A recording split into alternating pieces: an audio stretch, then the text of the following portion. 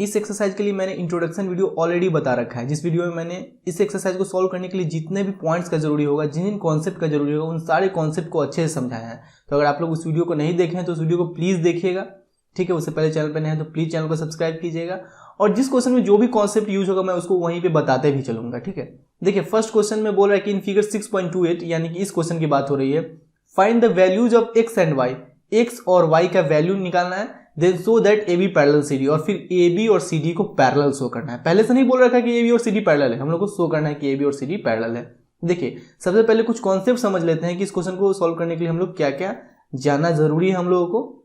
देखिए जब दो स्ट्रेट लाइन किसी पॉइंट पे इंटरसेक्ट करता है, यानी कि इस पॉइंट पे इंटरसेक्ट कर रहा है ये दोनों लाइन, तो वर्टिकली अपोजिट एंगल यानी कि ये एंगल और ये एंगल इक्वल होगा, फिर ये एंगल और ये एंगल इक्वल होगा, ठीक है। जैसे मान लीजिए कि इस एंगल का जितना वैल्यू होगा उतना ही वैल्यू इस एंगल का होगा, फिर इस एंगल का जितना वैल्यू होगा उतना ही वैल्यू इस एंगल का होगा।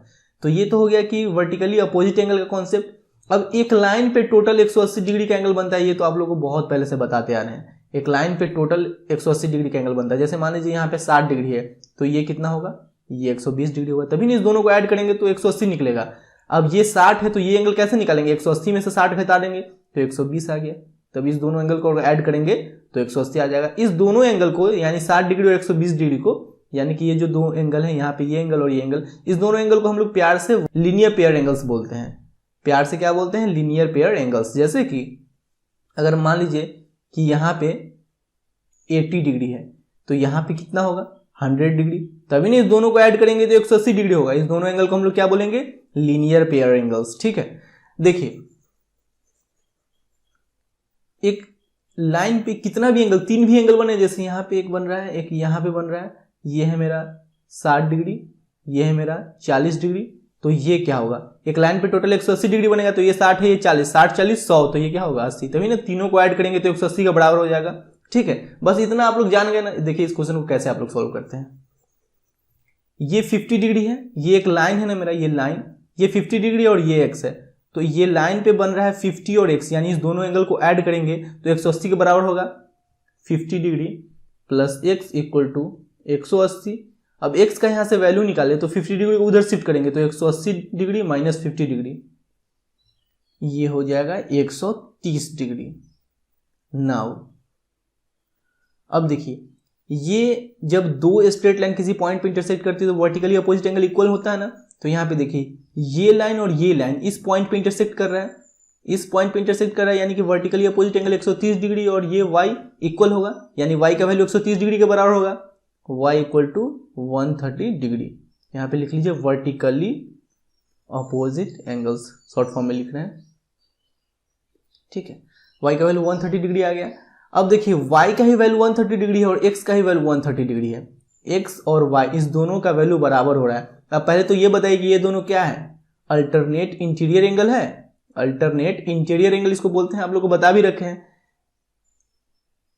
x equal to y equal to 130 degree, here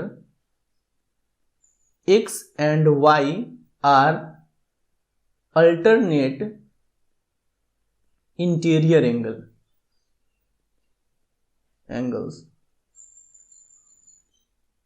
and x equal to y. Therefore देखिए अगर x और y का वैल्यू बराबर है, अल्टरनेट इंटीरियर एंगल्स अगर बराबर है तो A B parallel C D रहा होगा, तभी ना ये दोनों बराबर है। आप लोग को पहले से ही बताते आ रहे हैं कि अगर ए बी और सी डी पैरेलल है तो ये दोनों बराबर होगा, फिर ये एंगल और ये एंगल बराबर होगा, ऐसे तिरछा हम लोग देखते हैं, ठीक है। तो and x equal to y, therefore A B parallel C D, यही तो हम लोग को प्रूव करना था, A B parallel C D, ठीक है। अब देखिए इस क्वेश्चन को हम लोग सॉल्व करते हैं। जैसे एक मिनट के लिए भूल जाइए कि ये ए बी है, सिर्फ हम लोग अगर सी डी, ये जो सी डी है और ई एफ इसको लिखते हैं और यहाँ पे एक ट्रांसवर्सल बनाते हैं, ठीक है, जो इस दोनों लाइन को इंटरसेक्ट कर रहा है। तो ये एंगल y और एंगल z के बीच क्या रिलेशन होगा, पहले ये देखिए। देखिए y रेशियो z भी दे रखा है एंड y रेशियो z क्या दे रखा है, 3:7, y रेशियो z 3:7 दे रखा है। देखिए इस दोनों एंगल के बीच क्या रिलेशन होगा वो पहले हम लोग देखते हैं। जैसे कि मान लीजिए कि यहाँ पे 60 डिग्री रहा होगा, यहाँ पे 60 डिग्री रहा होगा, तो ये 60 डिग्री है। इसका मतलब देखिए इस लाइन के ऊपर वाला एंगल 60 डिग्री है, इसका मतलब इस लाइन के ऊपर वाला एंगल ये भी 60 डिग्री होगा।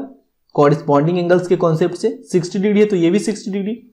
अब देखिए यहाँ पे ये एक लाइन है, एक लाइन पे टोटल 180 डिग्री का एंगल बनता है, तो ये 60 डिग्री है तो ये 120 डिग्री होगा, तभी नहीं इस दोनों को ऐड करेंगे तो 180 डिग्री आएगा। तो देखिए नया रिलेशन यहाँ पे क्या बन रहा है, ये एंगल जो 60 डिग्री है वो और 120 डिग्री को ऐड करेंगे तो 180 डिग्री बन रहा है। इसका मतलब कि इस दोनों एंगल को, यहाँ पे जो एंगल है वो और यहाँ पे जो एंगल है वो, इस दोनों एंगल को सम करेंगे तो क्या आएगा 180 डिग्री के बराबर। इस दोनों एंगल को अगर ऐड करेंगे तो 180 डिग्री के बराबर आएगा।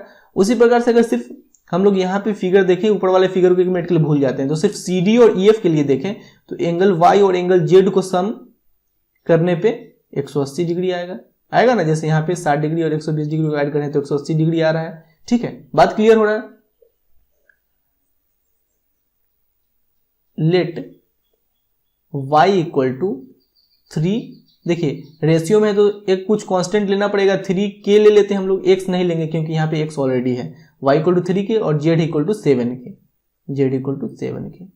अब इस दोनों एंगल का सम 180 डिग्री के बराबर होगा। कैसे बराबर होगा अभी जस्ट बताए हैं, y plus z equal to 180 degree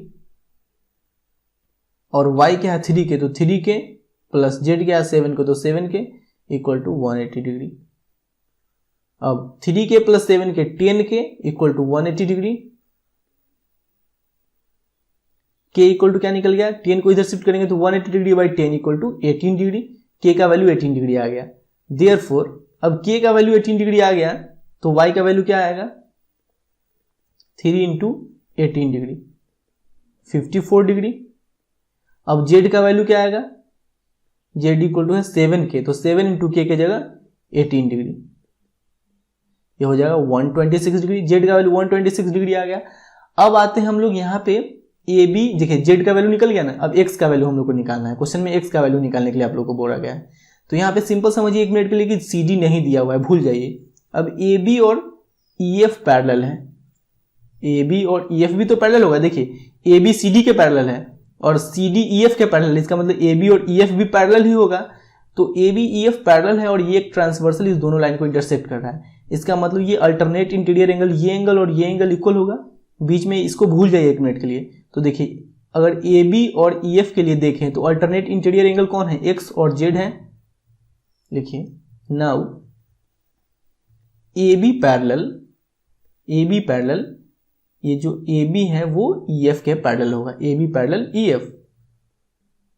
therefore angle X equal to angle Z, ये जो एंगल X है और ये एंगल Z बराबर होगा, क्योंकि यहाँ पे लिख लीजिए alternate interior angle, alternate interior angle.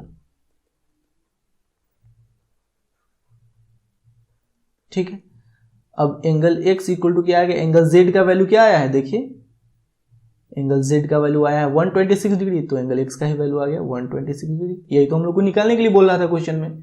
ठीक है, समझ में आया अच्छे से बात मेरा। एक्सरसाइज 6.2 का ये थर्ड क्वेश्चन है। ठीक है, इन बोल रहा है इन फिगर 6.30, यानी कि इस फिगर की बात हो रही है।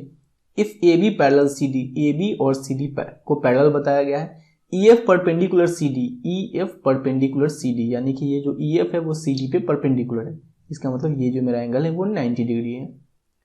एंड GED, एंगल GED, यानी कि ये पूरा एंगल यहाँ से यहाँ तक ये पूरा एंगल 126 डिग्री दे रखा है। फाइंड एंगल AGE, यानी कि ये एंगल GEF, यानी कि ये इतना एंगल, और एंगल FGE, यानी कि ये एंगल हम लोग को फाइंड करना है। चलिए इसको सॉल्व करते हैं। पहले दे क्या क्या रखा है वो हम लोग लिख लेते हैं। Given AB parallel CD and EF perpendicular, and नहीं कॉमा लिख लीजिए, EF परपेंडिकुलर CD एंड अब लिखिए angle GED equal to 126 degree. इतना हम लोग को दे रखा है। हम लोग को निकालना है एंगल AGE। पहले एंगल AGE निकालते हैं। देखिए ये पूरा एंगल दे रखा है, पूरा एंगल GED, ये पूरा एंगल दे रखा है 126 degree.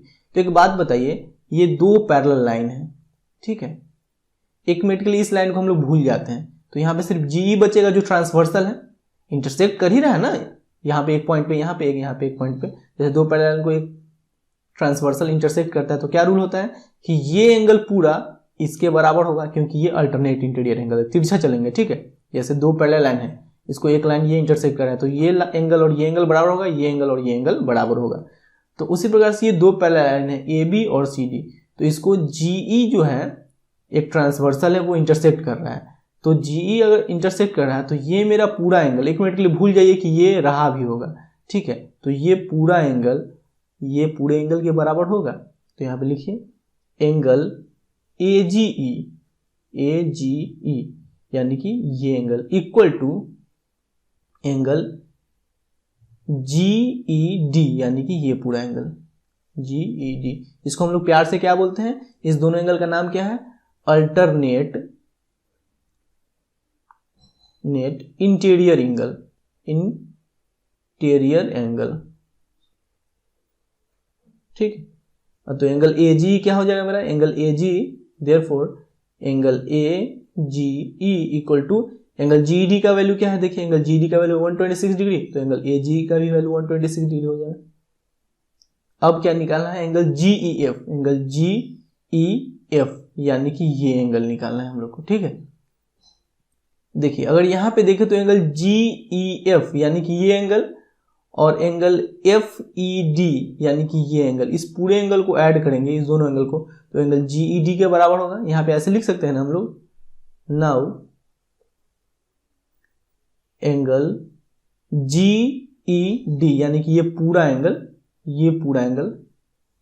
GED equal to angle GEF यानी कि ये एंगल प्लस एंगल FED यानी कि ये एंगल, इस दोनों एंगल को जोड़ेंगे तो ये पूरा एंगल आ जाएगा, प्लस एंगल FED। हम लोग को निकालना क्या है, एंगल GEF निकालना है, तो GEF निकालेंगे, पहले तो एंगल GED का वैल्यू रख लेते हैं। एंगल GED का वैल्यू क्या है, एंगल GED का वैल्यू है 126 डिग्री, तो यहाँ पे रख लीजिए 126 degree equal to angle GEF का वैल्यू क्या है, सॉरी एंगल GEF का तो वैल्यू निकालना ही है, angle GEF plus angle FED का वैल्यू क्या है, एंगल FED इसका वैल्यू है 90 डिग्री, क्योंकि यहाँ पे दे रखा है, देखिए EF परपेंडिकुलर CD है, EF जो है CD पे परपेंडिकुलर है, तो ये एंगल 90 डिग्री होगा, तो यहाँ पे लिख लीजिए 90 डिग्री। देयरफॉर अब एंगल GEF क्या हो जाएगा, angle GEF equal to 90 degree को उधर शिफ्ट कीजिएगा तो 126 माइनस 90 डिग्री ये हो जाएगा 36 डिग्री, ठीक है। अब एंगल GEF भी निकल गया, अब निकालना क्या, एंगल FGE यानी कि ये एंगल, ठीक है। देखिए यहाँ पे जगह कम है इसलिए हम लोग थोड़ा यहाँ पे लिख लेते हैं, ठीक है। नाउ ये मत समझिए कि इस क्वेश्चन को सॉल्व कर रहे हैं, अभी हम लोग इसी क्वेश्चन को सॉल्व कर रहे हैं, जगह कम है इसलिए नीचे लिख रहे हैं। नाउ देखिए ये एक स्ट्रेट लाइन है, इसका मतलब ये एंगल और ये एंगल का सम 180 डिग्री के बराबर होगा कि नहीं, ये बताइए। ये एंगल का सम और ये एंगल का सम 180 डिग्री के बराबर होगा, तो मेरा ये वाला एंगल निकला है ना अभी, एंगल AGE निकला है 126 डिग्री, तो यहाँ पे लिखिए now angle AGE plus angle FGE यानी कि ये angle plus angle FGE equal to 180 degree. अब एंगल AGE क्या है मेरा निकला है, एंगल AGE का वैल्यू मेरा निकला है 126 डिग्री, यहाँ देखिए एंगल AGE का वैल्यू निकला है 126 डिग्री, तो यहाँ पे रख लीजिए 126 डिग्री प्लस एंगल FGE हम लोग को निकालना ही है, angle FGE equal to 180 degree, ठीक है। अब एंगल FGE इक्वल टू हो जाएगा 126 डिग्री को इधर शिफ्ट करेंगे तो 180 डिग्री माइनस 126 डिग्री आ जाएगा 54 डिग्री, ठीक है। यही तो हम लोग को निकालना था। देखिए एंगल AGE निकालना था, एंगल AGE तो ये निकल गया 126 डिग्री। एंगल GEF निकालना था, एंगल GEF यानी कि ये एंगल, तो निकल गया angle GEF 36 degree. Angle FGE निकालना था, एंगल FGE यानी कि ये एंगल, तो ये निकल गया मेरा 54 डिग्री, ठीक है। देखिए क्वेश्चन नंबर 4 में बोल रहा है कि इन फिगर 6.31 यानी कि इस फिगर की बात हो रही है, if P Q parallel S T, P Q और एस टी पैरेलल है। देखिए आप लोग इसमें बिल्कुल कंफ्यूज नहीं होइएगा, पी क्यू है और एस टी पैरेलल है, ऐसे और ऐसे दे रखा है, फ्री पैरेलल है। आप लोग को नहीं समझ में आ रहा तो यहाँ से लाइन आगे तक कंस्ट्रक्ट कर सकते हैं, इसको आगे बढ़ा सकते हैं ऐसे करके और इसको आगे बढ़ा सकते हैं ऐसे करके, फिर भी तो पैरेलल है। बस इतना समझिए कि ये दोनों लाइन पैरेलल है, पी क्यू और एस टी पैरेलल है।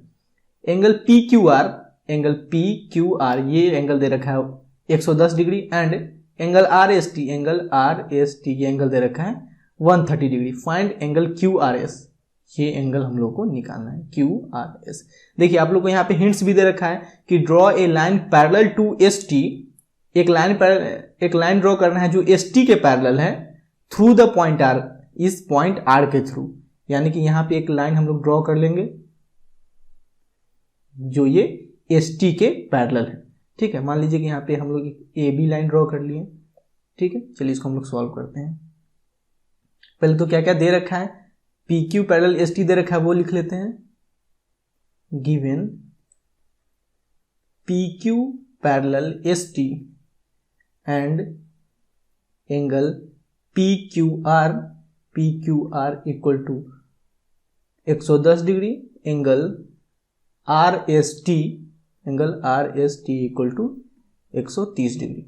अब एक लाइन पैरेलल ड्रॉ करेंगे हम लोग एस टी के। देखिए यहाँ पे पी क्यू और एस टी पैरेलल है और यहाँ पे एक और लाइन हम लोग ए बी ड्रॉ करते हैं, हिंट्स में दे भी रखा है आप लोग को, ए बी ड्रॉ करते हैं, ए बी इस पॉइंट आर के थ्रू, आर से जा रहा है ना ये लाइन ए बी, इस पॉइंट आर से होकर जा रहा है और एस टी के पैरेलल है। यहाँ पे लिखे कंस्ट्रक्शन में, construction draw a line A B passing through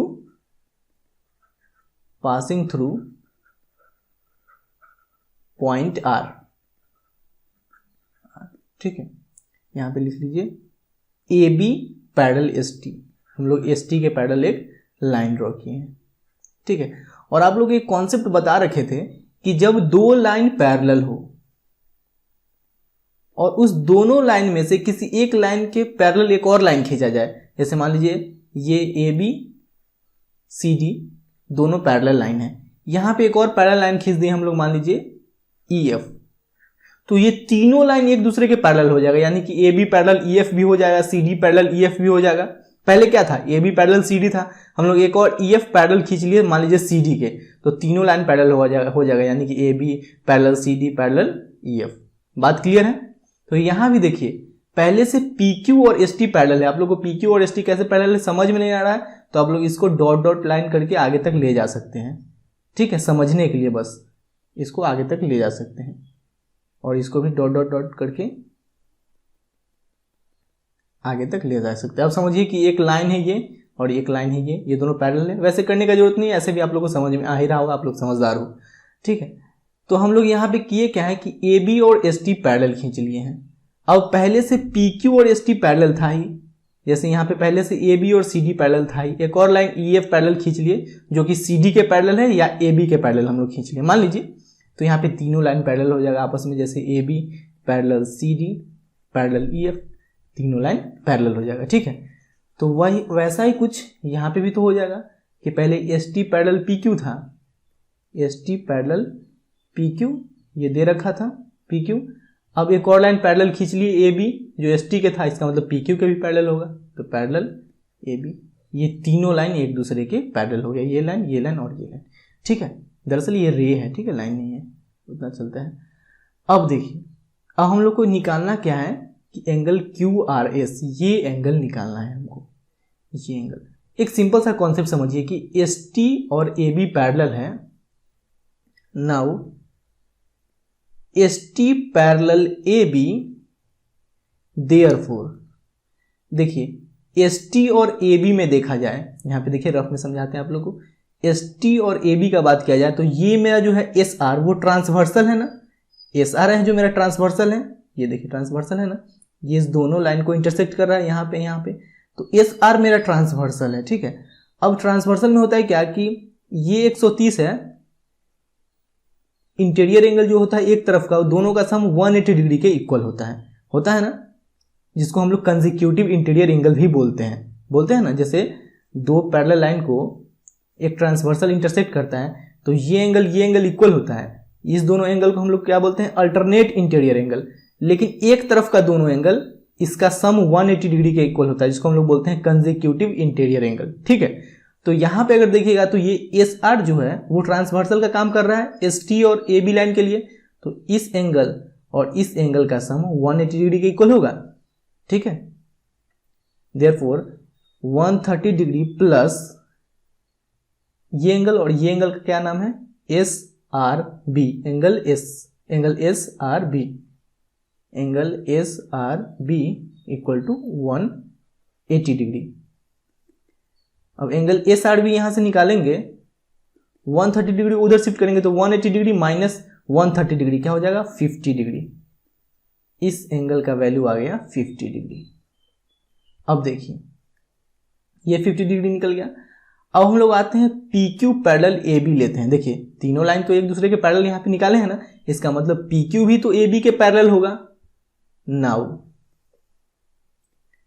P Q parallel A B, अब पी क्यू जो है वो ए बी के पैरेलल है। अब ये यहाँ पे क्यू आर जो है वो ट्रांसवर्सल का काम कर रहा है ना। एक मिनट के लिए ये सब भूल जाइए आप, तो यहाँ पे पी क्यू ले लीजिए और यहाँ पे ए बी ले लीजिए और ये ट्रांसवर्सल का काम कर रहा है। इसको आप समझने के लिए थोड़ा आगे बढ़ा सकते हैं डॉट डॉट करके, जैसे इसको हम लोग आगे बढ़ाए हैं। ठीक है, अब यहाँ पे जो एंगल है ये एंगल यहाँ पे इस पूरे एंगल के बराबर होगा, जिसको हम लोग अल्टरनेट इंटीरियर एंगल बोलते हैं। तो ये 110 डिग्री है। एक मिनट के लिए भूल जाइए कि ये सब कुछ नहीं है। जैसे हम लोग यहाँ पे फिगर बनाए हैं, सिर्फ ये बना है और नीचे वाला लाइन ए बी बना है। तो ये पूरा एंगल यहाँ पे, ये पूरा एंगल इस एंगल के बराबर होगा ना। जैसे में यहाँ पे ये पूरा एंगल इस एंगल के बराबर होगा, जिसको हम लोग अल्टरनेट इंटीरियर एंगल भी बोलते हैं। तो यहाँ पे लिखिए angle P Q R, therefore P Q parallel A B, therefore angle P Q R equal to, देखिए angle P Q R equal to angle B R Q, यानी कि ये पूरा एंगल बी आर क्यू, ये पूरा angle होगा ना। लिखिए एंगल बी आर क्यू। अब एंगल बी आर क्यू हम लोग कैसे निकालेंगे, angle B R Q equal to P Q R का तो वैल्यू दे रखा है ना। एंगल पी क्यू आर का वैल्यू दे रखा है 110 डिग्री, तो यहाँ पे लिख लीजिए 110 डिग्री। अब देखिए ये पूरा एंगल भी हम लोग को पता चल गया कि 110 डिग्री है। ये पूरा एंगल 110 डिग्री हम लोग को पता चल गया, और इतना एंगल भी हम लोग को पता है कि ये 50 डिग्री है। अब 110 में से 50 घटा देंगे तो सिर्फ इतना नहीं पता चल जाएगा क्या, फिर से समझिए। जाओ ये मिट गया। फिर से समझिए, ये पूरा एंगल है हम लोग का 110 डिग्री, इतना है 50 डिग्री, तो सिर्फ इतना निकालना है। तो पूरा में से 50 डिग्री घटा देंगे तो ये नहीं निकल जाएगा।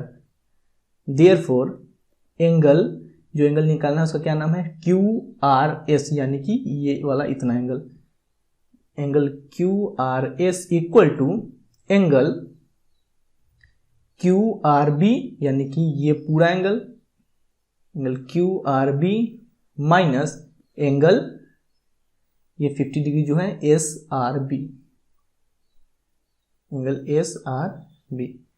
अब क्यू आर बी या B R Q, Q R B या बी आर क्यू तो बात एक ही है, 110 डिग्री तो 110 degree minus S R B कितना है, एस आर बी यहाँ पे है 50 डिग्री। ये एंगल का वैल्यू 50 डिग्री है ना, तो यहाँ पे लिख लीजिए 50 डिग्री।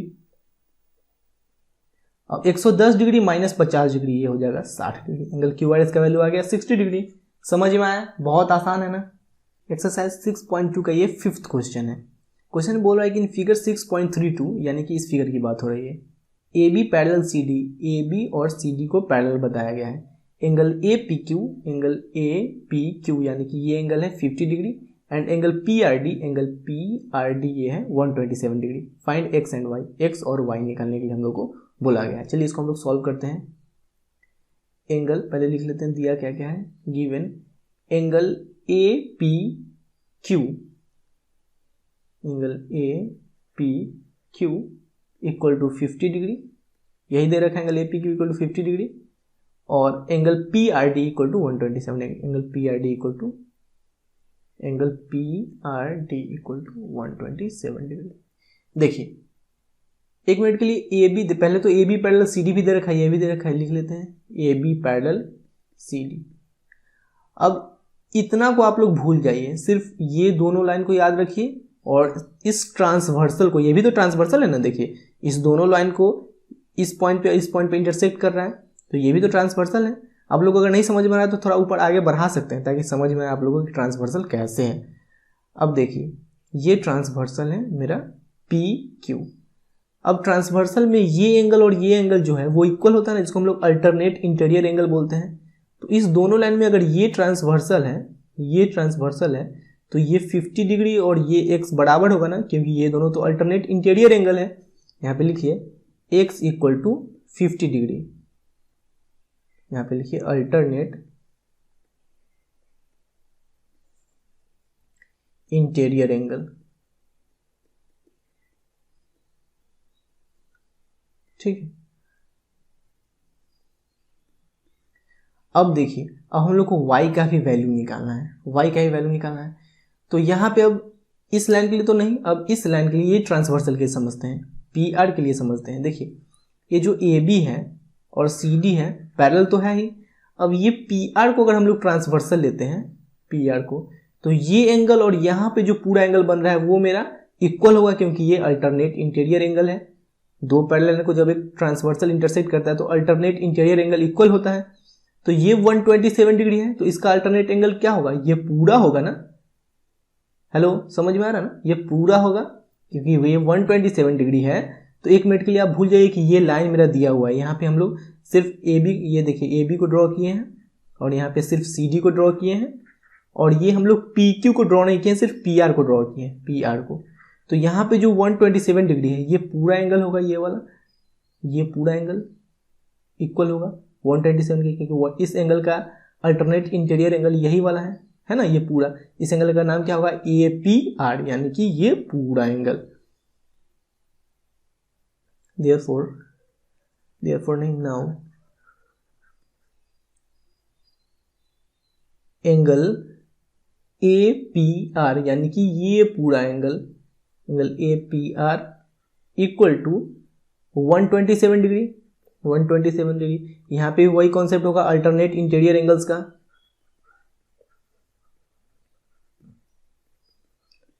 अल्टरनेट इंटीरियर एंगल्स, ठीक है, बात क्लियर है। लेकिन हम लोग को तो y का वैल्यू निकालना है ना, y का वैल्यू निकालना है। तो देखिए अगर हम लोग बात करें एंगल ए पी क्यू का, angle A P Q plus angle A P Q plus angle Q P R, यानी कि ये एंगल, ये दोनों एंगल मिलकर प्लस एंगल क्या है, Q P R equal to ये पूरा एंगल बन रहा है ना। एक बार और समझिए, ये एंगल और ये एंगल मिलके ये पूरा एंगल बन रहा है। तो एंगल ए पी क्यू यानी कि 50 डिग्री और एंगल क्यू पी आर यानी कि ये y मिलकर ये पूरा बन रहा है एंगल ए पी आर, ये पूरा angle A P are. Angle A P Q का वैल्यू क्या है, एंगल ए पी क्यू का वैल्यू है 50 degree plus angle Q P R का वैल्यू क्या है, एंगल क्यू पी आर का वैल्यू y जो हम लोग को निकालना है। तो यहाँ पे लिखे y equal to angle A P R का वैल्यू क्या है, एंगल ए पी आर यानी कि ये पूरा हम लोग को निकला है 127 डिग्री। तो यहाँ पे लिखे 127 डिग्री। अब यहाँ से निकालते हैं आप लोग y का वैल्यू, तो ये हो जाएगा 127 डिग्री माइनस 50 डिग्री यानी कि 77 डिग्री, ठीक है। ये 77 डिग्री निकल गया y का वैल्यू और x का वैल्यू 50 डिग्री। एक और तरीके से इसको कैसे सॉल्व कर सकते थे, देखिए यहाँ पे रफ में बताते हैं आप लोग को, उस तरीके से भी आप लोग सॉल्व कर सकते थे। x का तो वैल्यू निकल गया, अब हम लोग यहाँ पे angle P R D Q निकाल लेते हैं। एंगल पी आर क्यू वो क्या होता, देखिए एंगल पी आर क्यू यानी कि ये एंगल हम लोग कैसे निकालते हैं, एक लाइन पे टोटल 180 डिग्री का एंगल बनता है। तो ये 127 है, तो ये क्या होगा 180 माइनस 27 होगा ना, तो ये क्या होगा 53 डिग्री होगा ना। ये एंगल 53 डिग्री निकल गया, समझ में आया कि नहीं, पहले एक बार और बताइए। ये एक लाइन है, इस पे ये दो एंगल बन रहा है, एक ये एंगल और एक ये एंगल, इस दोनों एंगल का सम 180 के बराबर होगा। ये 127 है, तो 180 माइनस 127 53 डिग्री ये निकल गया। अब x का वैल्यू भी हम लोग को पता है 50 डिग्री। अब एक ट्रायंगल में टोटल 180 डिग्री का एंगल बनता है ना। तो यहाँ पे देखिए इसको हम लोग ऐसे लिख सकते थे कि x प्लस वाई प्लस यानी कि x plus y plus 53 degree equal to 180 degree, ऐसे लिख सकते हैं। अब देखिए x का वैल्यू हम लोग को क्या निकला है 50 डिग्री, तो 50 डिग्री प्लस y का वैल्यू हम लोग को निकालना है plus 53 degree equal to 180 degree. अब y का वैल्यू निकालेंगे तो 50 और 53 कितना हो जाएगा 103, 103 को उधर शिफ्ट करेंगे तो 180 degree minus 103 degree equal to 77 degree. ठीक है, तो ऐसे भी निकाल सकते थे और ऐसे भी, दोनों तरीके से आप लोग निकाल सकते थे। एक्सरसाइज 6.2 का ये 6th नंबर क्वेश्चन है। ठीक है, देखिए इस क्वेश्चन में थोड़ा सा साइंस के कॉन्सेप्ट का भी जरूरत होगा, कैसे होगा वो भी देखते हैं हम लोग। क्या बोला क्वेश्चन में, इन फिगर 6.33 यानी कि इस फिगर की बात हो रही है, PQ and RS are two mirrors placed parallel to each other, यानी कि ये PQ और RS दो मिरर हैं और वो एक दूसरे के पैरेलल है। And incident ray AB strikes the mirror PQ, ये जो इंसिडेंट रे है AB वो PQ पे पड़ता है एट B पॉइंट पे। The reflected ray moves along the path BC and strikes the mirror RS, और RS से फिर जाकर टकरा जाता है इसका reflected ray moves along the path BC and strikes the mirror RS at C and again reflects back along CD, और फिर रिफ्लेक्ट कर जाता है CD के अलोंग। Prove that AB parallel CD, ये AB और CD को हम लोग को पैरेलल शो करना है। देखिए इस दोनों को अगर पैरेलल शो करना है तो हम लोग को करना क्या होगा, देखिए AB और CD के लिए ये जो BC है वो मेरा ट्रांसवर्सल है ना। अगर इसको थोड़ा सा आगे बढ़ाएं हम लोग तो देखिए ये दोनों पैरेलल लाइन है AB और CD, और ये जो मेरा ट्रांसवर्सल इस दोनों लाइन को इंटरसेक्ट कर रहा है ना यहाँ पे, तो ये एंगल और ये एंगल को अगर इक्वल प्रूव कर दें, यानी अल्टरनेट इंटीरियर एंगल को अगर इक्वल प्रूव कर दें तो AB पैरेलल CD भी प्रूव हो जाएगा ना। चलिए इसको हम लोग सॉल्व करते हैं। देखिए इसके लिए एक छोटा सा कॉन्सेप्ट समझिए आप लोग। जब किसी मैटर पे लाइट का रे पड़ता है तो ये मेरा इंसिडेंट रे कहलाता है, इंसिडेंट रे, और फिर ये रिफ्लेक्ट हो जाता है तो ये मेरा रिफ्लेक्टेड रे कहलाता है। इस पे ये रे पड़ने के बाद ये फिर रिफ्लेक्ट हो जाता है तो यहाँ पे एक नॉर्मल बनता है। अब इस नॉर्मल के साथ ये इंसिडेंट रे और ये रिफ्लेक्टेड रे दोनों इक्वल एंगल बनाती है। जैसे कि ये इंसिडेंट रे इस नॉर्मल के साथ जितना डिग्री का एंगल यहाँ पे बनाएगी ना, उतना ही डिग्री का एंगल ये रिफ्लेक्टेड रे जो है वो नॉर्मल के साथ यानी इसके साथ उतना ही डिग्री का यहाँ पे एंगल बनाएगी। यानी कि ये एंगल 1 और एंगल 2 मान लीजिए है तो ये दोनों बराबर होगा। Angle of incident equal to angle of reflection आप लोग पढ़ते आ रहे हैं, उसी कॉन्सेप्ट पे हम लोग इस क्वेश्चन को सॉल्व करेंगे। उसके लिए सबसे पहले यहाँ पे एक नॉर्मल ड्रॉ करते हैं हम लोग। नॉर्मल यानी कि परपेंडिकुलर जो भी हम लोग किए थे उसमें,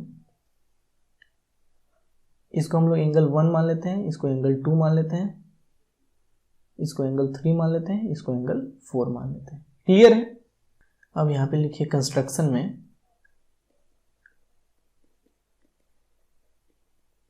ड्रॉ B, इसको E मान लीजिए, ड्रॉ BE परपेंडिकुलर, ये जो BE है वो किस पे परपेंडिकुलर है, PQ पे, एंड ये यहाँ पे इसको मान लीजिए आप O, तो ये CO है, CO परपेंडिकुलर RS पे परपेंडिकुलर है। अब देखिए ये जो AB है वो मेरा इंसिडेंट रे है, यही ना, रे जो टकरा रहा है उसको हम लोग इंसिडेंट रे बोलते हैं। और ये जो मेरा BE है परपेंडिकुलर, यानी कि BE है जो मेरा नॉर्मल है, तो ये इंसिडेंट रे इस नॉर्मल के साथ कौन सा एंगल बना रहा है, 1।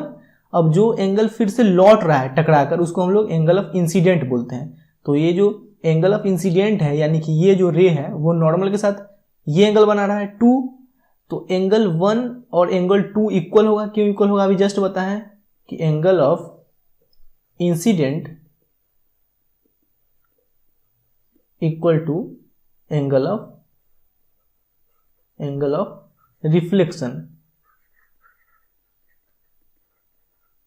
ठीक है, ये एंगल 1 और एंगल 2 बराबर होगा। कैसे बराबर होगा समझे ना, क्योंकि ये जो देखिए सिंपल समझिए, ये इंसिडेंट रे है और ये नॉर्मल है, तो यहाँ पे जो एंगल बन रहा है एंगल 1 है, फिर ये जो इंसिडेंट रे है वो टकरा कर फिर वापस लौट रहा है, तो फिर इसके साथ ये एंगल बना रहा है 2। एंगल 1 और एंगल 2 बराबर होता है क्योंकि angle of incident equal to angle of reflection. इसको हम लोग इक्वेशन 1 मान लेते हैं। अब आते हैं यहाँ पे, देखिए यहाँ पे भी एंगल 3 और एंगल 4 बराबर हो जाएगा इसी कंडीशन के साथ, angle of incident equal to angle of reflection, क्योंकि OC जो है मेरा नॉर्मल है ना, और ये लाइन टकरा रहा है, ये जो लाइन है टकरा रहा है, तो इस मिरर के लिए जो लाइन टकरा रहा है वो लाइन होगा एंगल ऑफ इंसिडेंट। तो जो लाइन टकरा रहा है वो नॉर्मल के साथ यानी OC के साथ एंगल 3 बना रहा है, और फिर जो वापस लौट रहा है यानी कि एंगल ऑफ जो रिफ्लेक्टेड रे है वो OC के साथ यानी नॉर्मल के साथ 4 एंगल बना रहा है। तो यहाँ पे लिखिए एंगल 3 इक्वल टू एंगल 4, इसको इक्वेशन 2 मान लीजिए, और फिर यहाँ पे भी लिख लीजिए angle of incident, angle of incident equal to angle of reflection,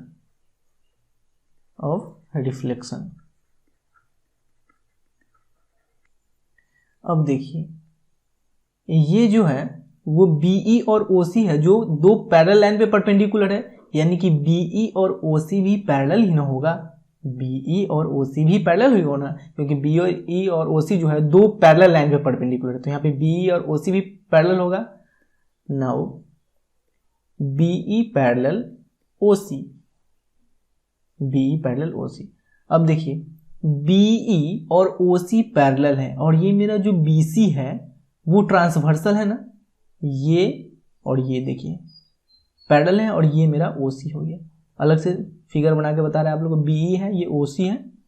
इसका मतलब यहाँ पे जो एंगल बन रहा है वो यहाँ पे कौन सा एंगल बन रहा है, एंगल 2, और यहाँ पे जो एंगल बन रहा है वो यहाँ पे कौन सा एंगल बन रहा है, 3। वो दोनों इक्वल होगा ना, अल्टरनेट इंटीरियर एंगल। यहाँ पे लिखिए एंगल 2 इक्वल टू एंगल 3, ये लिख लीजिए यहाँ पे अल्टरनेट इंटीरियर एंगल।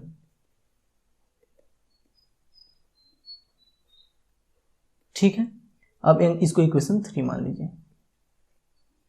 अब सारा चीज निकल गया जो जो कंडीशन जरूरी था हम लोग को।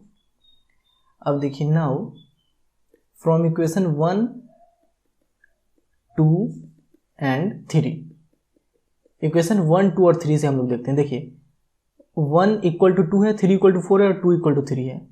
एंगल 1 इक्वल टू एंगल 2 है, एंगल 1 और एंगल 2 बराबर है, और एंगल 2 3 के बराबर है, एंगल 2 3 के बराबर है, तो एंगल 2 के इक्वल एंगल 3। अब एंगल 3 जो है वो एंगल 4 के बराबर है, एंगल 3 जो है वो एंगल 4 के बराबर है, यानी कि ये जो चारों एंगल है एंगल 1, 2, 3, 4 वो आपस में चारों एंगल इक्वल है। बात समझे कि नहीं, तीनों इक्वेशन से वही ना हुआ। देखिए angle 1 equal to angle 2, angle 1 equal to angle 2, और एंगल 2 किसके बराबर था, एंगल 2 3 के बराबर था, तो एंगल 2 इक्वल टू एंगल 3।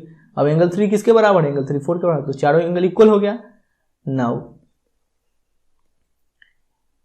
देखिए इसका मतलब यहाँ पे हम लोग ऐसा भी तो कर सकते हैं, angle 1 plus angle 2, angle 1 plus angle 2 equal to angle 3 plus angle 4, angle 3 plus angle 4।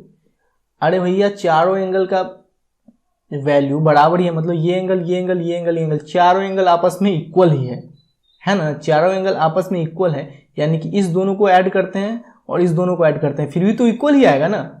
इसका मतलब एंगल ABC,